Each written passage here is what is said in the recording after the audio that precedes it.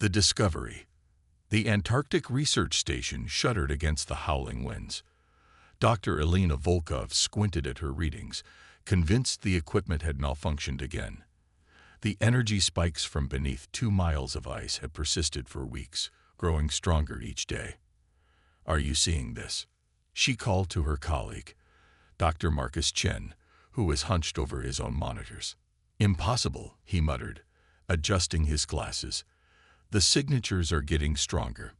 Whatever's down there, it's waking up." The international drilling operation had begun as a climate research mission, but what they'd found buried beneath the ice had changed everything. First came the strange metals that defied analysis, then architectural structures that couldn't possibly be natural, and finally, power readings that violated known laws of physics. 3 days later, representatives from every major world power crowded into the station's conference room. General Imani Okoro of the United Nations Space Command stood at the front, her expression grave. "The object extends at least 10 miles beneath the ice, potentially much further," she explained, gesturing to the holographic display. "Similar readings are now being detected at 6 other locations globally, all deep within the Earth's crust." "So what exactly are we dealing with?" asked the Chinese representative. "Ancient ruins. Some kind of weapon." Dr. Volkov stepped forward. "We believe it's technology from an advanced civilization that existed on Earth millions of years ago, and based on our preliminary findings." She paused, aware of how her next words would sound. "The complex appears to have been deliberately buried." "Buried by whom?" someone asked. "By them," Dr. Chen answered, bringing up new images. "We've found genetic records encoded in crystalline structures within the complex. They suggest these builders were our biological ancestors." The room erupted in questions until General Okoro called for silence. "There's more," she said. "The technical team has managed to activate a portion of the systems. They've accessed what appears to be a historical database." The lights dimmed as a holographic projection appeared in the center of the room. It showed Earth, but not as they knew it. The continents were differently arranged. Earth as it might have appeared millions of years ago. Then the image changed, showing the planet splitting along predefined seams, massive sections rearranging to reveal machinery beneath. "My God," whispered someone. "It's a ship." "Not just a ship," Dr. Volkov corrected. "A planet-sized warship, according to the records. And Earth isn't the only one. Mars, Venus, even some of the larger moons in our solar system. They're all dormant vessels." The revelation spread across the globe like wildfire. Humanity reeled from the knowledge that their planet, their very home, was actually an artificial construct housing unimaginable technology. Religious leaders struggled to reconcile ancient texts with the new reality. Scientists worked around the clock to understand systems that operated on principles beyond current human comprehension. 2 months after the initial discovery, Dr. Volkov stood at the primary control interface they'd established within the Antarctic complex. The symbols had initially been indecipherable, but the systems themselves seemed to adapt to human interaction, gradually becoming more understandable. "The translation protocols are improving," she noted to Dr. Chen, who nodded while studying energy fluctuations. "That's the thing, Elena. I don't think they're translating for us. I think they're designed to recognize us." Before she could respond, the entire complex hummed to life, chambers previously dark illuminating one by one. A holographic figure materialized before them, humanoid but with subtle differences, taller and with more refined features. "Genetic verification complete," it announced in a voice that seemed to bypass their ears and speak directly to their minds. "Descendant species identified. Heritage protocols initiated." "Heritage protocols?" Dr. Volkov asked carefully. "You are the children of the vanguard. We seeded this world with our genetic material before the Great Hibernation. You have evolved as expected." The figure gestured, and the room filled with stars, a map of the galaxy. "The time has come for reawakening." Outside the complex, the ground began to tremble. Similar reports came in from around the world, Wherever the buried technology had been discovered, the Earth itself seemed to be stirring. "What's happening?" General Okoro demanded, storming into the control room. The holographic entity turned toward her. "Preliminary activation sequence initiated. Earth vessel will complete transformation in approximately 90 days. Transformation. No, wait. Dr. Chen began, but was interrupted by alarms blaring throughout the facility. "Unidentified objects entering the solar system," announced a technician, checking the deep space monitoring feeds. "Multiple signatures, moving at speeds that shouldn't be possible."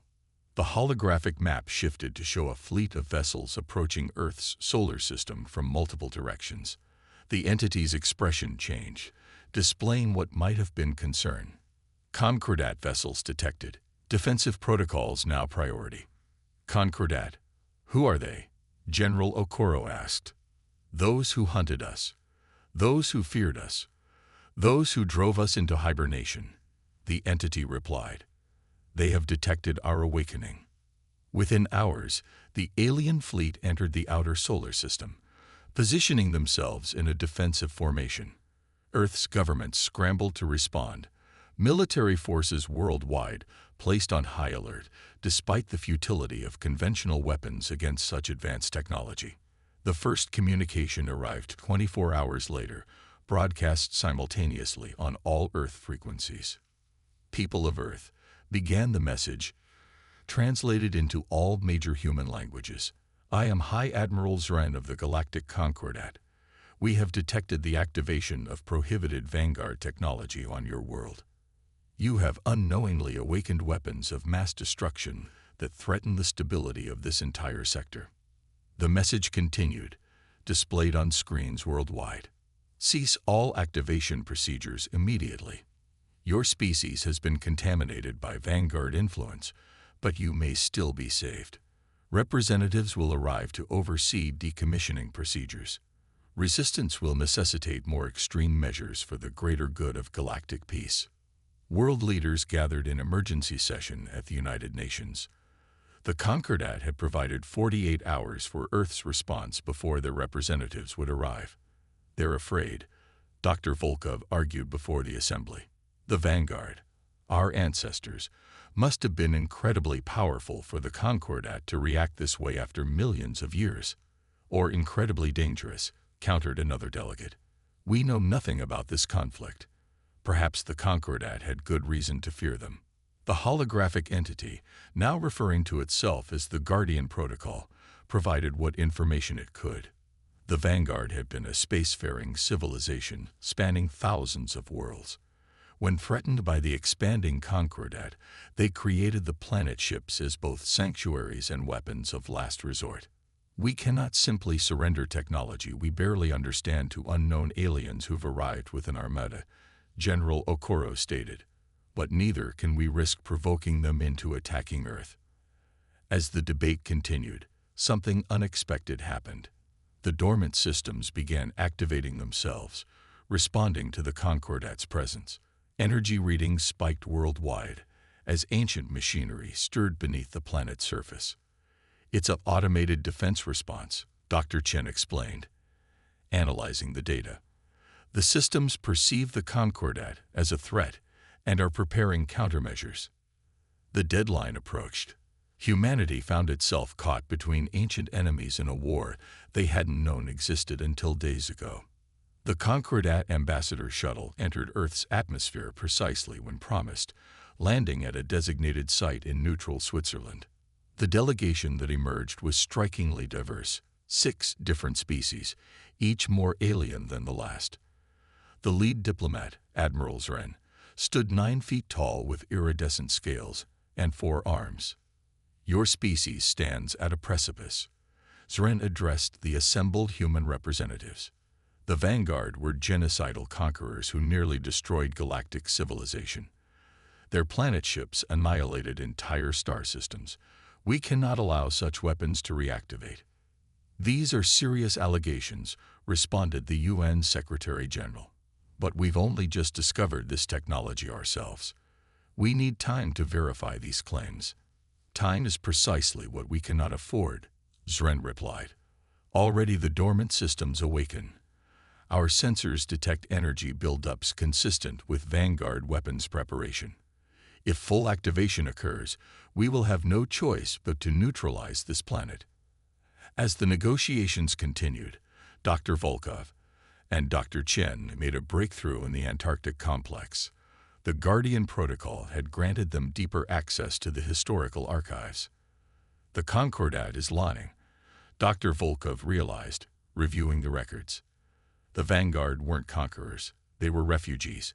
They built the planet ships to escape extinction, not to wage war. Dr. Chen pointed to another section of data. Look at this. The Vanguard didn't attack first.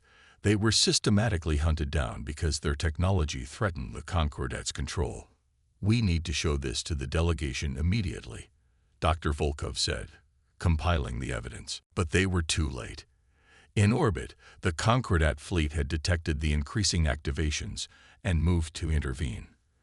The lead warship positioned itself over Antarctica and fired a precision weapon designed to penetrate the ice and destroy the control complex.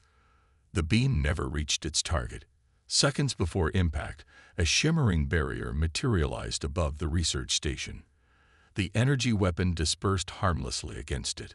Across the globe, dormant systems surged to life in response to the attack. The Guardian Protocol appeared on every screen worldwide, its message clear and urgent. Defensive protocols fully engage. Concordat aggression confirmed. Awakening sequence can no longer be halted. Prepare for transformation. The Earth began to change. The awakening. Massive fissures opened across the planet's surface, not randomly but following precise geometric patterns. Panic spread as entire cities were evacuated, populations fleeing the spreading cracks. Yet strangely, the fissures stopped short of major population centers, as if carefully avoiding them. From within these massive chasms rose structures of impossible scale and complexity. Crystalline towers, energy collectors, defensive platforms, all emerging from depths where they had lain dormant for millions of years. The transformation is accelerating, Dr. Chen reported, monitoring systems within the Antarctic complex. But it's protecting us. Look at these calculations. The systems are reorganizing Earth's crust while preserving human population centers. It's designed to awaken without destroying the inhabitants, Dr. Volkov realized. The Vanguard intended for their descendants to take control. In orbit, the Concordat fleet had withdrawn to a safe distance after several vessels were disabled by automated defense systems. Admiral Zren continued demands for surrender, but his tone had changed from commanding to desperate. "You don't understand what you're unleashing," he transmitted. The Vanguard ships were banned by galactic law for good reason. Their activation will trigger a response from the entire Concordat. Hundreds of worlds will send their fleets. But humanity had made its choice. World governments, after reviewing the historical evidence uncovered by the scientists, had unanimously decided to embrace their newly discovered heritage. If Earth was indeed a planet-sized starship built by their ancestors, they would not surrender it to those who had hunted those ancestors to extinction. All personnel, prepare for primary transformation, announced the Guardian Protocol. Critical phase beginning in 10 minutes. In the control complex, Dr. Volkov and Dr. Chen worked with a team of scientists to understand what was coming. The outer crust remains largely intact, Dr. Volkov explained to General Okuro. Most of Earth's surface, the continents, oceans, atmosphere will be preserved, but repositioned over the mechanical layers beneath. What about tectonic activity, ocean currents, weather patterns? The general demanded. The systems account for all of that, Dr. Chen assured her. They're designed to maintain the planet's habitability while revealing its true nature. As the transformation accelerated, strange phenomena occurred worldwide. Gravity fluctuated temporarily in some regions. Aurora-like energies rippled across the sky from pole to pole. The oceans remained strangely calm despite the massive movements occurring beneath them. Most astonishing was what happened at the excavation sites. Enormous structures rose through the opened fissures, control towers, observation platforms, and unmistakable weapon systems of a scale and design that defied human comprehension. In orbit, satellites captured the incredible sight. Earth, still recognizable with its blue oceans and green-brown continents, now augmented with gleaming superstructures emerging from strategic locations across the planet. The North and South poles opened like massive iris doors, revealing propulsion systems capable of moving a world through space. Primary transformation complete, announced the Guardian Protocol. Earth vessel awakened at 60% capacity. Additional systems awaiting authorized activation.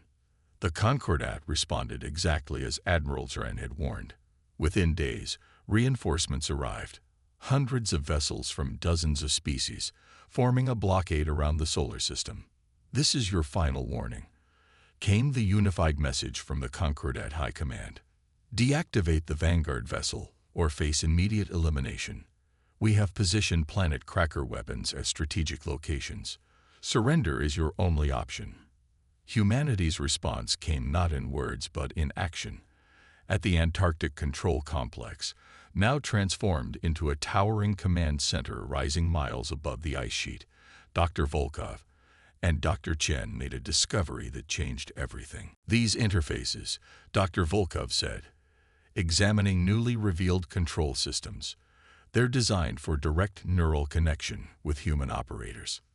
"You mean they respond to our thoughts?" General Okoro asked. "More than that," Dr. Chen explained. "According to these specifications, the ship systems are meant to bond with compatible pilots to create a symbiotic relationship between vessel and crew." "The Vanguard didn't just leave us their ships," Dr. Volkov realized. "They left them specifically for us to pilot." Volunteers stepped forward, pilots, scientists, engineers willing to risk connecting with the ancient technology. Dr. Volkov was the first. As the neural interface activated, her consciousness expanded exponentially. Suddenly, she could feel the entirety of the Earth vessel, every system and subsystem, the incredible power humming through pathways buried miles beneath the surface. "I can see everything," she whispered, eyes wide. "Not just the ship. I can access the complete Vanguard database. Their history, their technology, their mission." As more humans connected to the systems, Earth came fully alive. The remaining transformed locations activated, defense systems powered up to full capacity, and the planet ship's true capabilities became apparent. In orbit, the Concordat fleet prepared to attack. Thousands of vessels moved into strike formation, planet cracker weapons charging. "Offensive systems online," reported one of the neural pilots. "We have targeting solutions for all Concordat vessels." "Hold fire," Dr. Volkov commanded, her consciousness still merged with the ship's systems. "There's something else we can do." Through the neural interface, she activated a subsystem that had remained dormant until now. Across the solar system, other celestial bodies began to transform. Mars, Venus, Mercury, even several of Jupiter's and Saturn's moons, all revealed themselves as smaller Vanguard vessels, awakening in response to Earth's signal. The solar system itself was a fleet of planet ships, positioned here millions of years ago, waiting for humanity to evolve and reclaim their heritage. The Concordat fleet froze in place, suddenly confronted not by one Vanguard vessel, but by an entire system of them. Their sensors detected weapons powering up across multiple planets and moons, all coordinated by the Earth vessel's command systems. Admiral Zren's flagship transmitted again, this time on a private channel directly to the Antarctic Command Center. "Your species leaves us no choice," he began, but Dr. Volkov interrupted. "Actually, Admiral, you have exactly the same choice the Vanguard had millions of years ago, coexistence or conflict. They chose to hide rather than destroy you. We're giving you the chance they never received." Through the neural interface, she transmitted the complete historical record, unaltered evidence of how the Concordat had formed specifically to eliminate the Vanguard, not because they were aggressors, but because they refused to surrender their technological independence. The difference between us, she continued, is that we don't need to run. The entire solar system is now awake and aware. You can either recognize us as equals or repeat the mistakes of the past. For 3 tense days, the Concordat fleet maintained their position while their high command deliberated. Finally, Admiral Zren's flagship approached Earth alone, weapons powered down in a gesture of truce. The meeting took place in Earth orbit aboard a newly emerged platform designed for diplomatic functions. The Concordat sent representatives from 12 species, while humanity was represented by the neural pilots whose minds were now partially merged with Vanguard technology. For 10,000 years, the Concordat has maintained peace across 3 spiral arms of the galaxy, began the lead diplomat, a being of crystalline structure who identified itself as the voice of unity. That peace was built on technological constraints that your Vanguard ancestors refused to accept. Peace through enforced inequality is not peace at all, responded Dr. Volkov, her consciousness still linked to the Earth vessel's systems. The historical records show that the Vanguard never threatened the Concordat until they were attacked first. The potential for destruction was enough, countered Admiral Zren. Planet ships can devastate entire star systems. No single species should wield such power. Yet the Concordat collectively wields even greater power, Dr. Chen pointed out. You demand others limit their capabilities while maintaining overwhelming force yourselves. The negotiations continued for weeks, eventually reaching a compromise. Humanity would be recognized as the legitimate inheritors of Vanguard technology and granted sovereign status. In exchange, they would not activate the most destructive weapon systems and would allow Concordat observers to maintain a presence in the solar system. 1 year after the Antarctic discovery, Earth had been completely transformed. The planet still supported all terrestrial life, its ecosystems carefully preserved during the awakening process. But now humanity had access to technology millions of years beyond their previous capabilities and the knowledge to use it responsibly. Dr. Volkov stood on an observation deck extending from one of the massive towers that had emerged near what was once the Mediterranean Sea. From here, she could see both the preserved natural landscape and the gleaming Vanguard architecture that now defined Earth's new skyline. The Concordat delegation is arriving, Dr. Chen informed her, his consciousness partially connected to the ship's systems even when physically present. Good, she replied. It's time they saw what we've accomplished. In the years since awakening, humanity had not used their newfound power for conquest or aggression. Instead, they had focused on healing Earth's damaged ecosystems, establishing sustainable habitation patterns, and learning to coexist with their transformed planet. The Concordat observers had expected weapons development and military expansion.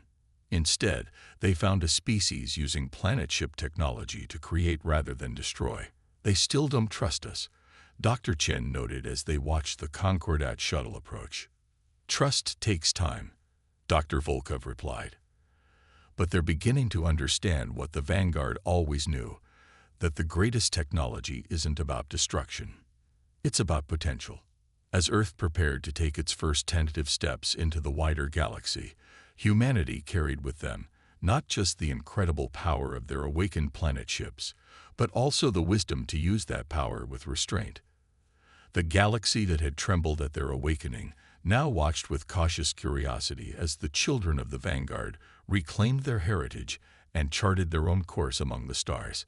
And deep within Earth's transformed systems, in databases finally translated and understood, lay the coordinates to hundreds of other worlds where the Vanguard had hidden their technology, a network of planet ships spanning the galaxy, waiting for humanity to find them. The journey was just beginning.